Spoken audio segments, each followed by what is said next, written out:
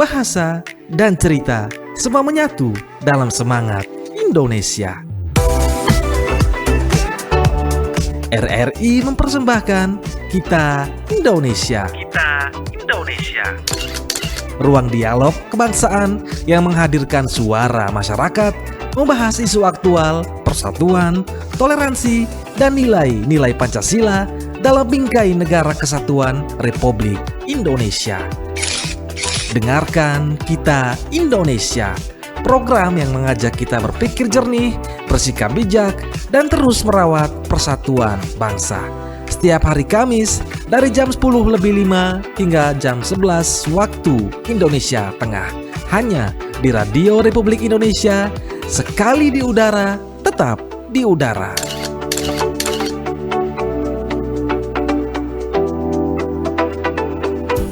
Kanal Inspirasi Pro 1 RRI.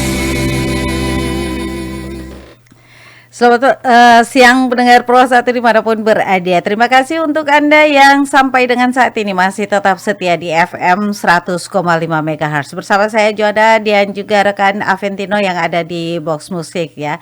Kami akan menemani Anda di Florata siang ini sampai dengan pukul 14:30 waktu Indonesia Tengah. Dan pendengar, di kesempatan siang hari ini ya, dalam Florata siang ini mengawali kebersamaan kita, kami akan menghadirkan wawancara kita ya di Kita Indonesia dengan topik gunakan hak pilih wujudkan demokrasi berkualitas. Dan nanti akan ada narasumber kita ya, Pak Ismir Rizaldi, anggota KPU Kabupaten Ende, Divisi Rencana Data dan Informasi. Nah, seperti apa perbincangannya, jangan lewatkan ya. Dan untuk Anda yang ingin berpartisipasi juga nanti kami akan membuka line telepon ya di 082144511957 atau juga bisa kirimkan WhatsApp-nya di 0821, kirimkan pesan ya di nomor WhatsApp 082138788786. Nah, pendengar, partisipasi masyarakat dalam menggunakan hak pilih itu merupakan fondasi utama ya dalam mewujudkan demokrasi yang berkualitas. Karena setiap suara yang diberikan tidak hanya menentukan arah kepemimpinan, tetapi juga menjadi wujud nyata kepedulian warga terhadap masa depan daerah dan juga bangsa. Nah, pada kesempatan siang hari ini di acara Kita Indonesia, kita akan membahas tema terkait dengan gunakan hak pilih, wujudkan demokrasi berkualitas bersama anggota KPU Kabupaten Ende ya, Divisi Rencana Data dan Informasi Pak Ismir Rizaldi. Dan saat ini kita sudah terhubung bersama beliau ya. Kita sapa dulu nih. Halo, selamat siang Pak Ismir. Selamat siang. Iya, siap. Apa kabarnya di siang hari ini? Puji Tuhan baik. Lancar ya aktivitasnya? Amin, ya lancar. Baik, kita berbicara tentang gunakan hak pilih wujudkan demokrasi berkualitas nih. Ini untuk memperdalam pemahaman kita ya mengenai pentingnya partisipasi pemilih, berbagai upaya sosialisasi serta peran masyarakat dalam menyukseskan penyelenggaraan pemilu itu sangat penting ya. Karena walaupun pesta demokrasinya masih lama ya, tapi tentu saja sosialisasinya terus dilakukan ya agar masyarakat itu paham betul apa haknya, kemudian kewajibannya juga ya dalam memberikan suaranya nanti nih, biar tidak salah ya. Karena banyak sekali nih ketika pesta demokrasi itu dilaksanakan, nah ada yang tidak menggunakan hak pilihnya ya. Nah ini Pak Ismir, apa makna hak pilih bagi masyarakat dalam kehidupan demokrasi di Indonesia nih menurut Pak Ismir? Iya baik, memang secara konstitusional ya itu bahwa hak pilih itu kan dilindungi oleh undang-undang. Karena memang melalui hak pilih itu masyarakat bisa dapat berpartisipasi ya menentukan arah pemerintahan, kemudian memilih pemimpin dan menentukan wakil rakyat yang membuat kebijakan publik. Dari setiap suara itu memiliki nilai yang sama dalam demokrasi. Dan dalam demokrasi kita mengenal ada istilah ataupun diksi one person, one vote, one value. Semua orang, semua warga negara memiliki hak yang pilih yang sama, hak suara yang sama dan satu nilai yang sama. Iya. Oke, nah kenapa nih masyarakat itu perlu menggunakan hak pilihnya dalam setiap pemilu nih?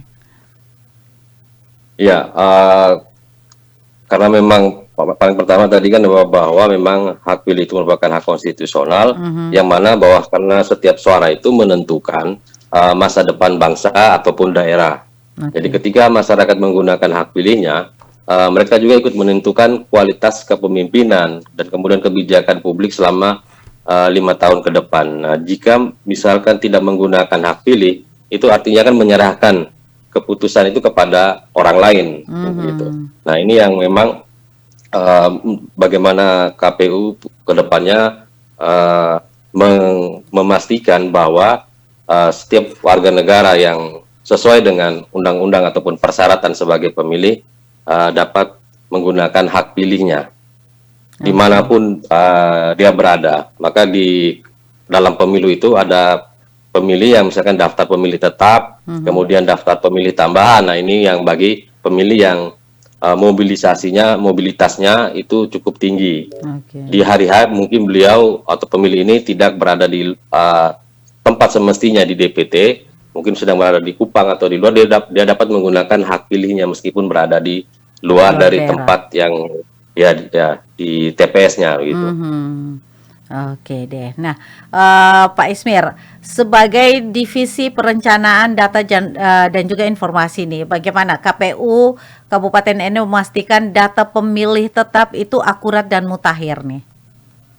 Iya, baik. Pertama, berdasarkan Undang-Undang Pemilu Nomor 7 Tahun 2017 Pasal 202 Ayat 1 dan juga Peraturan KPU Nomor 1 Tahun 2025 kemarin, bahwa KPU tetap melanjutkan ataupun melaksanakan pemutakhiran data pemilih berkelanjutan. Nah, sampai per hari ini ataupun sampai dengan sebelum dimulainya tahapan pemilu di tahun 2029 nanti. Seperti itu. Jadi kita berkoordinasi dengan Dinas Kependudukan, kemudian pemerintahan desa, kelurahan, serta menerima masukan dari masyarakat. Jadi data pemilih yang ada di DPT kemarin di Pilkada terakhir 2024 itu akan terus kita rawat. Jadi kita akan memutakhirkan, oh orang ini sudah tidak memenuhi syarat, artinya sudah meninggal. Oh kemarin dia pemilih pemula ternyata sudah menjadi TNI ataupun Polri, ya kita hapus dari daftar pemilih. Oh anak ini sudah usianya 17 tahun, sudah 18 tahun, kita masukkan sebagai pemilih baru. Seperti itu. Ada yang pindah masuk, pindah ke ND, kita koordinasi dengan kelurahan, oh ada data-data pemilih yang barusan pindah, kita masukkan dia sebagai pemilih baru. Oh ada yang sudah keluar, kita hapus dia dari daftar pemilih tetap. Demikian dulu. Nah, seberapa penting nih menurut KPU ya, yang diwakili Pak Ismir nih, masyarakat itu berperan aktif dalam memastikan dirinya sudah terdaftar sebagai pemilih nih?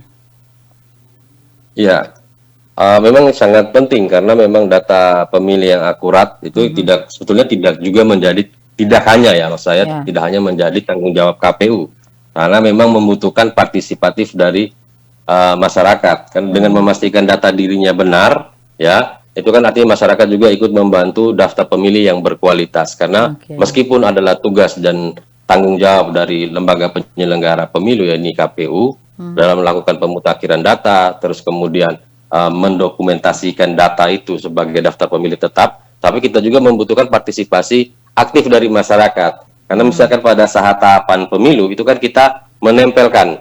Jadi ada berjenjang itu, jadi pemutakhiran data pemilih, kemudian pertama kita lakukan pemetaan TPS yang berdasarkan data pemilih sebelumnya dengan kita sinkronisasikan dengan data agregat kependudukan, kemudian petugas kita melakukan pencocokkan dan penelitian, kita menempelkan tuh nama-nama pemilih di TPS 01 Kelurahan Motopaga misalkan. Nah, itu harapan kita tuh masyarakat pergi untuk melihat gitu. Oke. Oh, ternyata nama saya itu bukan misalkan Muhammad itu bukan M-nya 1 tapi M-nya 2. Nah, itu bisa ketemu dengan petugas kami untuk meminta untuk digantikan. Ini yang sebenarnya, nah begitu.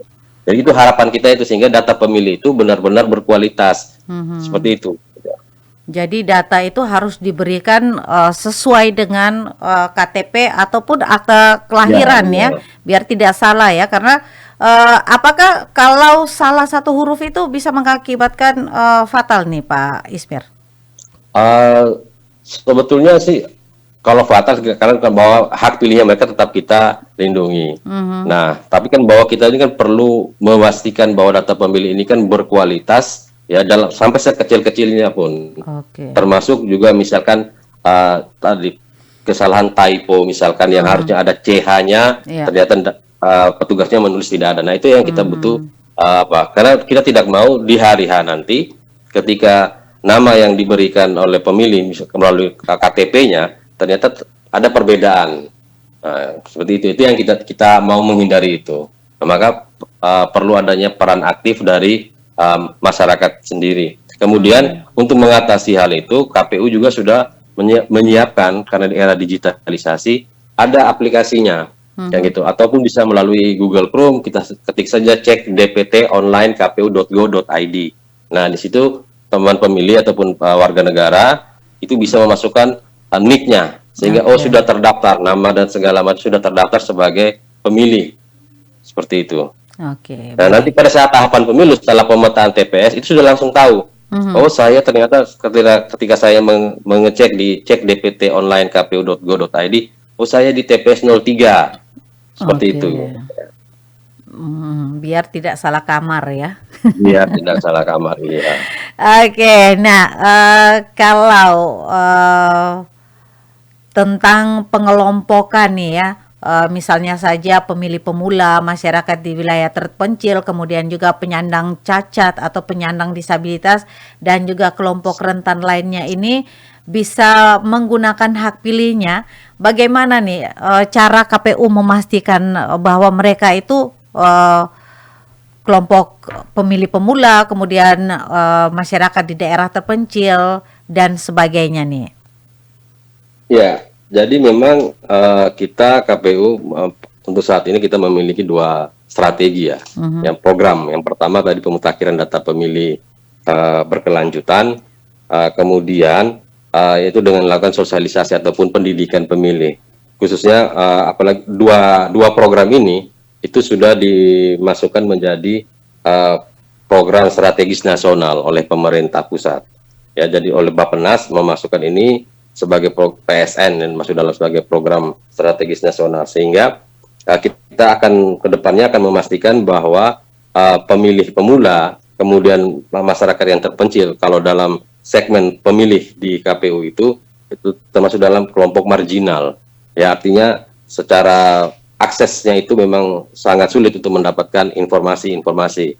Kemudian juga tidak hanya di masyarakat ataupun penyandang disabilitas, tapi kami juga kepada para saudara-saudara kita yang hari ini masih berada di dalam lapas misalkan, lembaga pemasyarakatan itu KPU juga sudah menyasar untuk mendata bahwa mereka ini di 2029 masih berada di dalam lapas, maka kita sudah mulai memasukkan mereka dalam, kedepannya kita akan membentuk namanya TPS lokasi khusus, yaitu TPS yang berada di dalam lapas. Demikian gitu. Jadi sehingga kita orang ini 2029 nanti pada saat pemilu kita akan berkoordinasi dengan penyelenggara pemilu atau KPU di daerah asalnya, seperti itu. Bahwa orang ini masih ada di ND, nanti kita akan membuat pemilih yang ada di lapas itu menjadi pemilih tambahan. Jadi nama mereka yang ada di kabupaten asalnya itu dihapus karena dia akan memilihnya di ND. Demikian gitu. Sehingga hak pilihnya itu tetap kita pastikan untuk bisa digunakan. Nah, berdasarkan pengalaman KPU Kabupaten ND nih, apa saja nih faktor yang mempengaruhi tingkat partisipasi masyarakat dalam menggunakan hak pilihnya ini? Ya, pengalaman kita yang paling pertama itu kan adalah kondisi geografis. Kemudian akses menuju TPS sehingga juga mobilitas kependudukan. Dan yang mungkin yang beragam itu adalah misalkan tingkat pendidikan politik masyarakat, ya, kepercayaan terhadap proses pemilu itu juga memengaruhi, apalagi di era digitalisasi ini, disinformasi, misinformasi itu juga memang itu menjadi tantangan sendiri bagi KPU. Kita masih ingat misalkan contoh di 2019 banyak sekali petugas atau pahlawan-pahlawan demokrasi kita yang gugur, namun terjadi disinformasi bahwa petugas itu bla bla bla lah, bahwa seolah-olah itu dihilangkan nyawa dan segala macam. Padahal itu memang kalau kita melakukan evaluasi memang beban kerja yang cukup tinggi. Sehingga di pemilu 2024 KPU RI melakukan inovasi melalui Sirekap dan segala macam untuk mengurangi beban-beban kerja di tingkat penyelenggara pemilu di tingkat bawah. Gitu.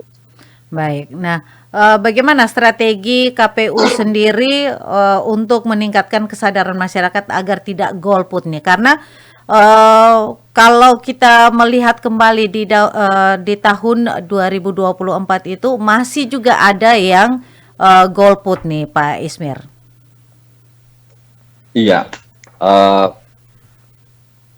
kita KPU tetap melaksanakan melalui pendidikan pemilih, baik itu tatap muka, kemudian juga melakukan pendidikan pemilih melalui sosial media.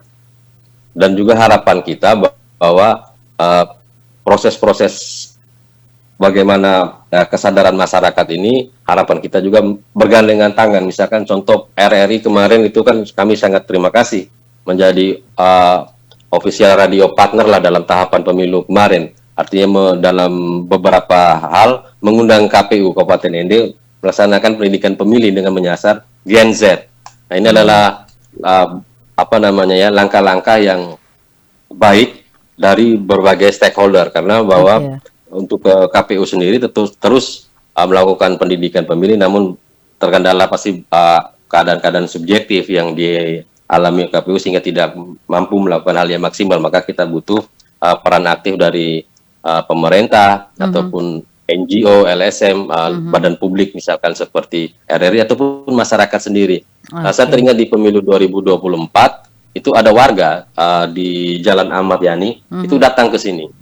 Mereka minta KPU hadir di mereka. Mereka siapkan tenda, mereka siapkan itu. Kami sangat senang sekali. Artinya bahwa ini masyarakat sudah sadar bahwa mereka butuh pendidikan pemilih, mereka butuh ini bagaimana nih kalau dalam pemilu nanti di tanggal 14 Februari 2024 itu apa yang harus kami, prosedurnya seperti apa, cara memilihnya bagaimana. Terus kami juga pengen tahu 18 peserta pemilihnya ini apa-apa saja. Ya itu.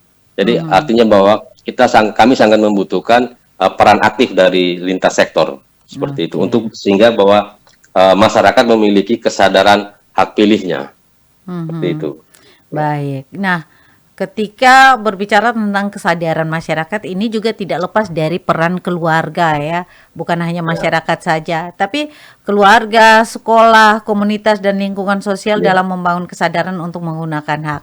Nah, kalau dari KPU sendiri, apakah ada semacam sosialisasi ke sekolah-sekolah atau ke komunitas? Kalau tadi sudah di warga masyarakat ya. Nah, bagaimana dengan sekolah-sekolah nih? Karena di sekolah-sekolah itu kan banyak nih terdapat pemilih pemula ya, calon pemilih pemula nih. Nah, seperti apa nih KPU melakukannya? Ya, kalau di sekolah-sekolah di tahun ini kami mengagendakan 10 sekolah. Dan sudah terrealisasi 7 sekolah. Jadi 10 sekolah dengan 5 kampus untuk menyasar pendidikan pemilih, pemilih pemula dan pemilih muda. Karena ini juga menjadi sumbangsi daftar pemilih yang cukup besar. Kita melihat dari pemilu 2024 itu pemilih Gen Z, pemilih milenial itu yang paling banyak. Dan itu juga se-Indonesia. Maka pemilih pemula per hari ini itu menjadi menjadi sasaran strategis bagi KPU. Seperti itu. Dan juga kemudian bahwa KPU juga memiliki platform pendidikan pemilih berbasis family atau berbasis ke keluarga. Kita dulu, tapi ini baru pada saat tahapan pemilu akan kita lakukan, yaitu dengan membentuk namanya relawan demokrasi. Jadi relawan demokrasi ini akan datang ke rumah-rumah.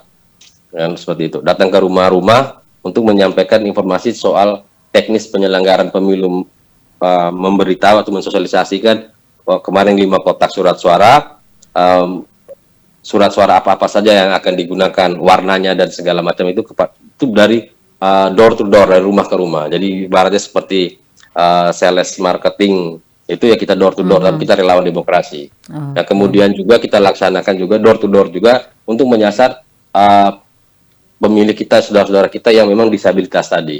Kita memastikan apakah nanti di hari H itu bisa datang ke TPS atau tidak. Nah juga itu kita sudah lakukan pemetaan, sehingga TPS yang dibentuk pada saat menjelang hari pemungutan suara itu yang benar-benar aksesibel, bisa diakses. Karena di situ ada pemilih disabilitas, dia akan ke TPS menggunakan kursi roda. Berarti kalau misalkan TPS-nya itu dibuat di lapangan, pastikan ada jembatan. Meskipun ada selokan, maka pastikan ada jembatan sehingga bisa diakses oleh pemilih disabilitas. Ataupun tidak boleh ada tangga yang terlalu tinggi sehingga tidak bisa dilewati oleh pemilih disabilitas. Jadi seperti itu yang dilakukan oleh KPU ND kemarin. Oke, baik. Nah, kalau terkait dengan Gen Z ini ya, nah mereka itu masih dikelompokkan dengan pemilih pemula nih. Apa sebenarnya pesan yang ingin disampaikan KPU kepada generasi muda yang notabene adalah sebagai pemilih pemula yang baru pertama kali yang akan menggunakan hak pilihnya nanti nih? Ya, itu yang memang sering kami sampaikan di setiap pendidikan pemilih yang menyasar sekolah-sekolah, ya bahwa untuk pemilih pemula jadilah pemilih yang kritis, cerdas, dan bertanggung jawab. Kemudian juga gunakan hak pilihnya itu berdasarkan informasi yang benar, karena pemilih cerdas itu dia juga harus mencari informasi yang benar terkait visi misi, juga terkait prosedur kepemiluan itu sendiri.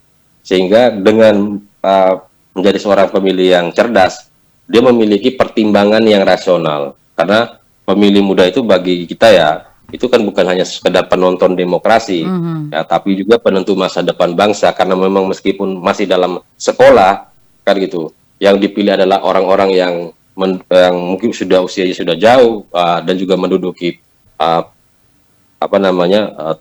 pemerintahan ataupun wakil-wakil rakyat. Tapi jangan berpikir bahwa kami ini hanya penonton, tidak. Tapi bahwa suara kami itu adalah penentu masa depan bangsa. Seperti itu. Baik. Nah, Pak Ismir, di tengah maraknya informasi di media sosial nih, bagaimana masyarakat sebaiknya menyikapi berita politik dan juga informasi terkait pemilu agar tidak mudah terpengaruh atau terprovokasi oleh berita-berita yang tidak benar atau hoaks nih? Iya, jadi banyak ya berita hoax, misinformasi dan disinformasi ini juga sering kerap terjadi di ruang lingkup sosial media. Kalau misalkan di televisi itu pasti, ataupun di RRI pasti beritanya ya benar-benar sangat valid, ya, aktual dan valid. Nah, maka masyarakat perlu melakukan verifikasi informasi itu. Misalkan terjadi sesuatu hal yang ada ini, tapi di RRI tidak ada menayangkan itu, berarti ini bukan, berarti ini sekedar hoax. Apalagi informasi itu hanya melalui sebarkan, ya, teruskan, nah, melalui WA group dan segala macam yang mana, maka masyarakat perlu melakukan verifikasi, kemudian membandingkan sumber resmi tadi. Di RRI tidak ada, di Kompas TV tidak ada bicara ini. Misalkan, mohon maaf saya sebut stasiun yang berbeda, media yang berbeda, mohon maaf. Nah, sehingga ketika melakukan verifikasi, yang bersangkutan atau masyarakat tidak mungkin akan menyebarkan informasi yang belum dipastikan kebenarannya itu.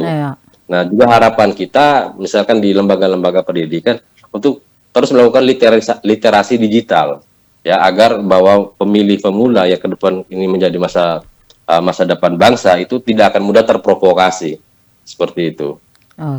Apalagi misalkan tiba-tiba muncul ada influencer yang mencoba untuk memberikan informasi-informasi itu, harusnya diverifikasi terlebih dahulu apa yang disampaikan ini benar atau tidak, seperti itu. Ditanya kebenarannya ini ya? Iya, ditanya kebenaran. Oke deh. Nah, kalau terkait dengan pemilih ya, apalagi pemilih pemula nih, bagaimana KPU mendorong mereka nih atau masyarakat agar bisa menggunakan hak pilihnya berdasarkan pertimbangan yang rasional Dan bukan karena tekanan atau politik uang nih. Ya, ya. Paling pertama karena kami strateginya adalah membuat pemilih ini menjadi pemilih cerdas. Karena ketika dia menggunakan hak pilihnya itu pasti dengan pertimbangan-pertimbangan rasional, tidak hanya pertimbangan-pertimbangan yang sesaat, misalkan tadi bahwa misalkan menggunakan politik uang, karena memang money politik ini merusak kualitas demokrasi dan kepentingan masyarakat dalam jangka panjang seperti itu. Jadi Oke. harapan kita bahwa pemilih ke depan ini menjadi pemilih-pemilih yang cerdas untuk mempertimbangkan segala hal. Seperti itu. Oke. Nah, ketika berbicara tentang memilih, pasti sebelum memilih kita harus mengenali dulu ya sosok yang Ya, akan dipilih nih, rekam ya, jejaknya ya. seperti apa. Nah, ini kenapa nih pemilih harus mengenali rekam jejak, kemudian juga membaca atau menyimak dulu visi misi dan juga program peserta pemilu sebelum menentukan pilihannya nih. Ya, karena yang dia pilih adalah orang-orang yang nanti akan membuat kebijakan. Mhm. Kebijakan itu untuk kemaslahatan rakyat, masyarakat. Nah, maka harus pilih orang yang tepat. Orang yang misalkan memiliki visi misinya seperti apa. Dan juga orang yang memang paham akan tugas-tugas. Kalau misalkan pemilihan kepala daerah, berarti tugas-tugasnya eksekutif itu apa-apa saja. Kan gitu. Kalau legislatif itu apa-apa saja. Nah, itu bisa dilihat dari visi misinya. Nah, harapan kita bahwa ketika pemilih cerdas mampu melihat visi misi dari para kandidat-kandidat ini, sehingga dan kemudian rekam jejak dari para kandidat itu yang akan mempengaruhi pilihannya. Jadi pilihan itu berdasarkan pertimbangan rasional tadi yang saya sampaikan, seperti itu. Baik, Pak Ismi. Nanti kita akan berbincang lagi nih ya terkait dengan apa tantangan terbesar KPU Kabupaten Ende dalam membangun kesadaran masyarakat ya untuk menggunakan hak Ya, pilihnya. Tapi kita break sejenak dulu ya, Pak Ismi. Kita tarik nafas dulu ya. siap, siap, ya, ya. Baik, pendengar Pro 1 dimanapun berada, tetap bersama Pro 1 RRI ND di kanal informasi di FM ya, 100,5 MHz karena sesaat lagi kami akan kembali berbincang bersama Pak Ismir.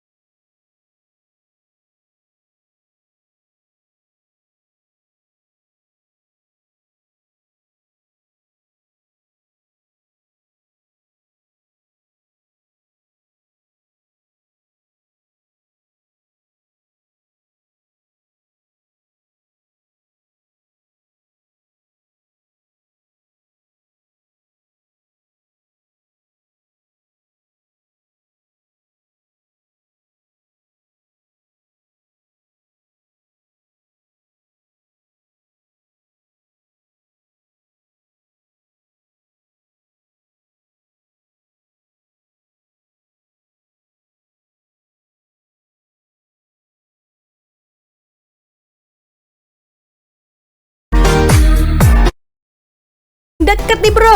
Gimana? Udah siap milih pemimpin? Gampang mah itu. Siapa yang ngasih uang, itu yang aku pilih. Wih, itu sih money politik. Emang kamu nggak tahu itu salah satu bentuk suap? Ngaco kamu. Iyalah, politik uang juga disebut induknya korupsi. Kamu mau dukung calon pemimpin yang begitu? Duh, ampun deh, nggak mau. Nah kan, ya udah. Sekarang cari informasi di internet tentang profil calon pemimpin. Cari di sumber terpercaya ya. Oke, siap.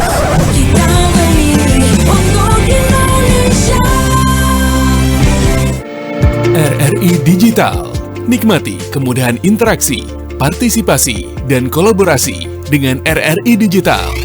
Interaksi, dengar dan saksikan siaran langsung kami, daftarkan akun Anda, dan mulailah berinteraksi di setiap program dan konten kami. Partisipasi, kreasikan konten Anda berupa berita, podcast, vlog, film, musik, dan playlist. Kolaborasi, kami mengajak berbagai komunitas untuk berkembang bersama melalui digital platform.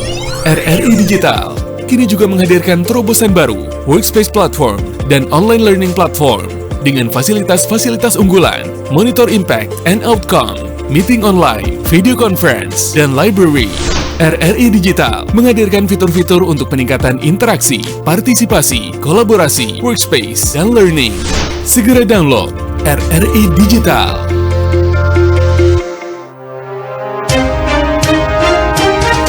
Bunga Citra Lestari atau yang biasa disingkat BCL lahir di Jakarta 22 Maret 1983. Putri yang lahir dari pasangan Mukhlis Rusli dan Emi Syarif ini menghabiskan masa SMP-nya di kota Luxmawe, Aceh, lalu pindah ke Jakarta. Awal karirnya dimulai sebagai pemain sinetron. Sinetron yang pernah dibintanginya antara lain Bukan Perempuan Biasa, ABG, Senandung Masa Puber, Dari Teman Jadi Demen, dan Penjaga Hati, serta masih banyak lagi sinetron-sinetron atau film-film lainnya, termasuk Ainun dan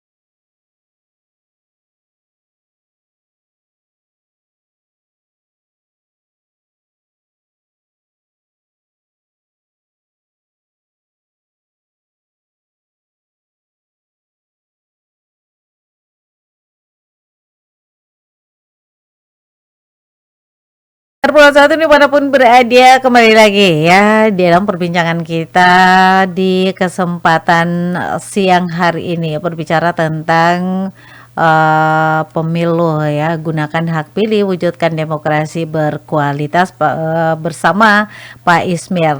Nah, kalau tadi sudah ada penjelasan yang begitu panjang lebar yang bisa membantu kita sebagai pemilih ya untuk bisa menggunakan hak pilih kita dengan benar, baik dan juga bijak. Nah, kita ke Pak Ismir lagi nih.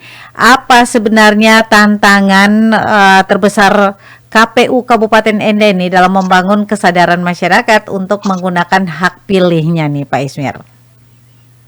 Iya, baik. Mungkin tadi sempat saya sampaikan bahwa paling pertama itu adalah kondisi geografis Ende yang cukup luas dengan kontur medan topografi, akses jalan, ya itu jadi tantangan tersendiri.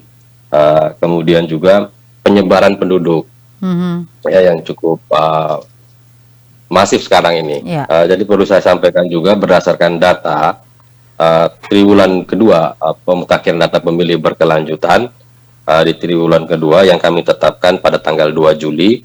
Itu jumlah pemilih kita di Kabupaten Ende itu sudah 218.488 pemilih yang terdiri dari 104.007 pemilih laki-laki dan 114.481 pemilih perempuan. Nah, seperti itu. Kemudian juga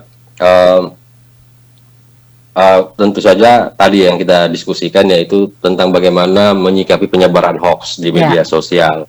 Nah, ini juga menjadi tantangan bagi penyelenggara pemilu. Tidak hanya KPU tapi juga Bawaslu juga memiliki tantangan yang sama. Saya kira seperti itu. Oke, baik. Nah, apa nih harapan KPU Kabupaten Ende terhadap partisipasi masyarakat dalam membangun demokrasi yang berkualitas? Ya, jadi ada andigum lah yang disampaikan oleh Robert Dahl, seorang pakar kepemiluan dari Amerika Serikat, itu bahwa menyatakan begini, tugas seorang pemilih ya itu berakhir ketika dia sudah keluar dari bilik suara. Tetapi tugas seorang warga negara itu dimulai ketika dia keluar dari bilik suara. Artinya bahwa KPU berharap bahwa masyarakat tidak hanya aktif datang ke TPS, tapi juga menjadi warga negara yang peduli terhadap demokrasi, menjaga persatuan, menghormati perbedaan pilihan, dan bersama-sama mengawal proses demokrasi. Hasil dari pemilu itu kita kawal bersama, sehingga bahwa esensi dari ataupun hakikat dari demokrasi yaitu adalah terjaminnya hak pilih warga negara, terus kemudian terciptanya atau peningkatan kesejahteraan masyarakat. Karena itu adalah hakikat dari demokrasi seperti yang dikatakan oleh Abraham Lincoln, pemerintahan dari rakyat, oleh rakyat, dan untuk rakyat itu benar-benar diwujudkan. Baik. Nah, ini yang terakhir nih Pak Ismi. Apa pesan khusus nih kepada masyarakat Kabupaten Ende? Kenapa kita harus menggunakan hak pilih dan tidak boleh golput nih? Ya, pertama bahwa hak pilih adalah hak konstitusional sekaligus tanggung jawab sebagai warga negara.